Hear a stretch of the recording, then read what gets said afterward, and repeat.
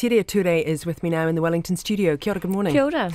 What are these wild accusations? Oh, well, I'm not going to repeat them because they're wild accusations. I think people are sending me a large number of messages saying they're really concerned about the investigation of my life, and to some extent I opened up for that and knew that there would be some of it.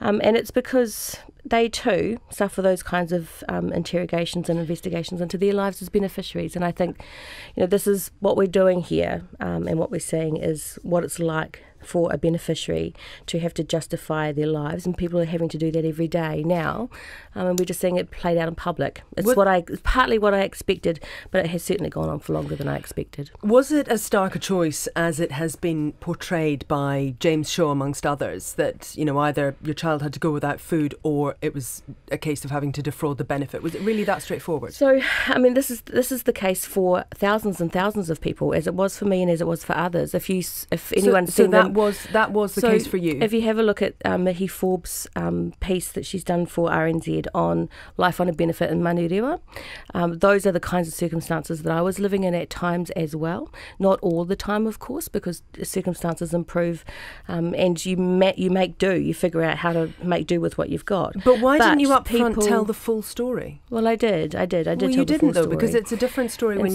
you include the details, like you're living with your mother, well, that you had the time to campaign for political parties, you're going through law school at the same time.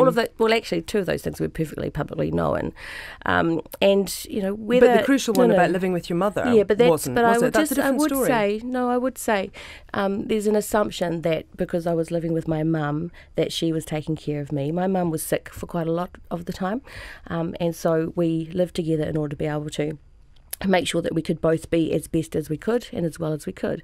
And I think that is also the life story of thousands of beneficiaries and families, especially now in this case where we see so much homelessness.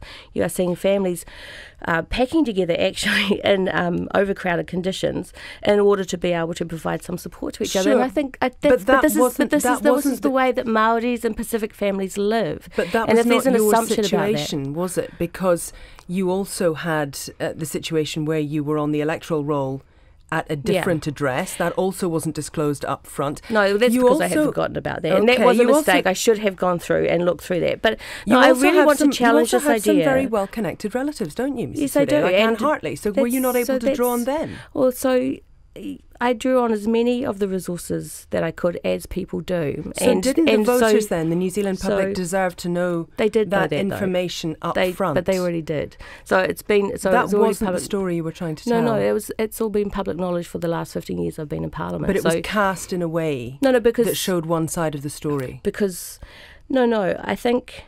What I was doing was explaining more of the detail of what it's like to be a beneficiary in New Zealand.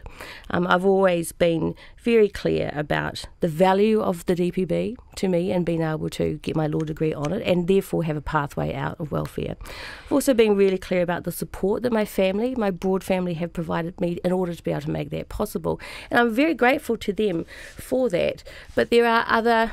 That doesn't make living on a benefit easy or even possible for thousands and thousands of people, including myself. And that was what I needed to talk to people about. Let's talk a little bit about Kennedy Graham and David Clendon. Did they originally back your stance in going public with your story the way you did? They didn't tell me before. They did know that I was looking at talking about this.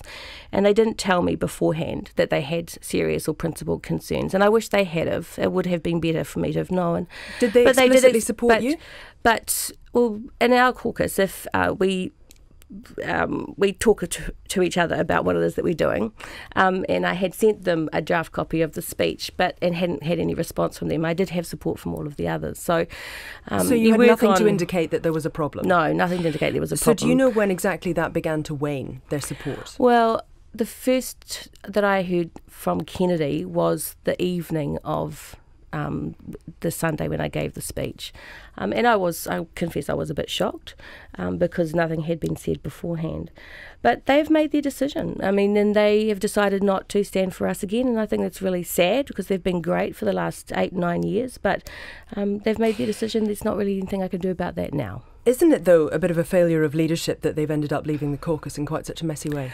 I definitely did not want this to happen, and I would have preferred if they had been able to stay and as I say, I mean, I've never asked anybody to agree with what I did. And because they've disagreed, they've had to go? No, it's not because they've disagreed. I've never asked anybody to agree with what I did. I understand how concerning it will be for caucus members and for Green Party supporters and for the public in general. No. But what I need is for people to at least understand that this is the life. And as I say, Mihi Forbes has done that piece on life and on a benefit in Manurewa, which describes exactly those kinds of stories. But when you're describing your life and when you're talking about the sort of situation you were in, the sort of support that you did have from your wider family, if that was the deal that you were cast with, why were you then also in the position where you had to rip off the benefit? I made a decision at the time to have as much financial stability as I could in the circumstances that I had.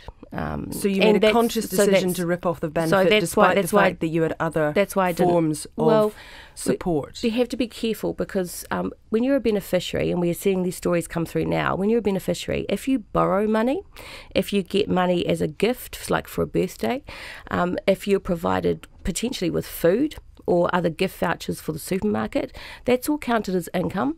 We're getting stories of people who borrowed money, paid it back while they were on a benefit, and now WINZ is either cut their benefit because it was income that they didn't declare, or are considering it an overpayment that they now have to pay back to WINZ. So you can't. So it's not as simple as just saying, well, you can go around getting resources from other people, because actually WINZ treats it as income, and they will cut your benefit if they know about it. Speaking of paying back, why didn't you go to WINZ and pay this money back decades ago? Yeah, I mean, I accept that that's a legitimate criticism. Well, why didn't you? But I didn't. Did it occur to you to do that at any stage? I mean, doesn't that show contempt for the system? No, it's yes, it would have been wiser to have done that in the past, and I accept that. I accept that that's a legitimate criticism, but I didn't, and I can't undo what I've done or not done. Indeed, but considering you knew you made a conscious decision to go public with this, did it not occur to you that perhaps you should pay that money back before going public? Well, as I say, have said MSD needs to investigate the overpayment, and they're doing that as we speak, and that's good. But you could have made that. Yes, no, you could have made that choice before you made the choice to put it in front of the public, because that, some people would say, does show a contempt for the system that you ripped off. It's not contempt for the system. I could have made that decision, and I didn't. And these are the consequences of that. What I am really concerned about a system that is still forcing people into such severe poverty that they are having to make terrible choices. And we know they're making terrible choices about not declaring part-time work that they're doing. They're having to scrabble around and try to borrow money off loan sharks at exorbitant interest rates. They're scared to even tell WINZ about that because it's considered income and they'll still have their benefit cut. It's a trap, and it's trapping people into these terrible, terrible choices. That is what my story was about. That is what thousands of other stories have been about, and that is what we have to fix. What about people who work hard, who try to do the right thing, who pay their taxes? What do you think they will see your situation as? Oh, some of them will judge, and I understand that, and they won't accept what I've done. What I hope that they will do is understand how difficult it can be and have some compassion for the people who are suffering for that right now, and because there are thousands of them, and they are becoming increasingly homeless as a result of that, and that they commit to working with me and with others to fix the system that drives people into those choices. This is what somehow we've managed to build a system over the last 30 years that is increasing homelessness, increasing suicide, that is making life incredibly difficult for children and poor families who don't deserve it.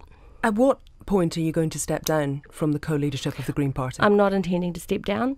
I have a job to do. I have a constituency that I need to represent and speak for. The people who've been driven to such levels of poverty that they don't feel that they have a voice, and they certainly don't feel safe to express it. Isn't this my job to dog you the whole campaign, though? There is another, 6.5 weeks to go. Yes. you know you're not a cabinet minister in the next parliament, irrespective of who becomes the largest party there. Aren't you now a lame duck? No, my job is to represent our party, to continue with our campaign, which is to clean up rivers, take action on climate change, and to end poverty in this country. I'm still getting hundreds and hundreds of messages from people saying, please stay and keep speaking out, because nobody else will do that. You've said you'll stay until the election. Absolutely. What about after then? Well, after that, like every election, I talk with my party about what happens next.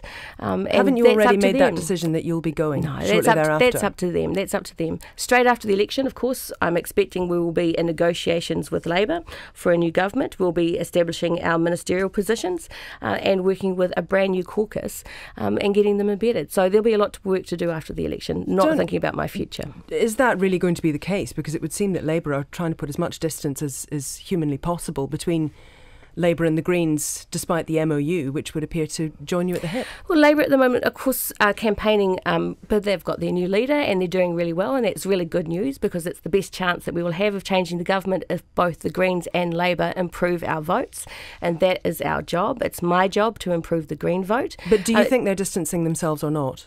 I think, no, we agreed earlier in the year that during the campaign period we would remain reasonably separate, because we both needed to go out and campaign for our votes. So I don't think they're doing anything different than what we agreed to. It's just that they have a new leader, and so a new approach to their election campaign, and that makes perfect sense. Our respective jobs now, is to increase our vote in our respective constituencies.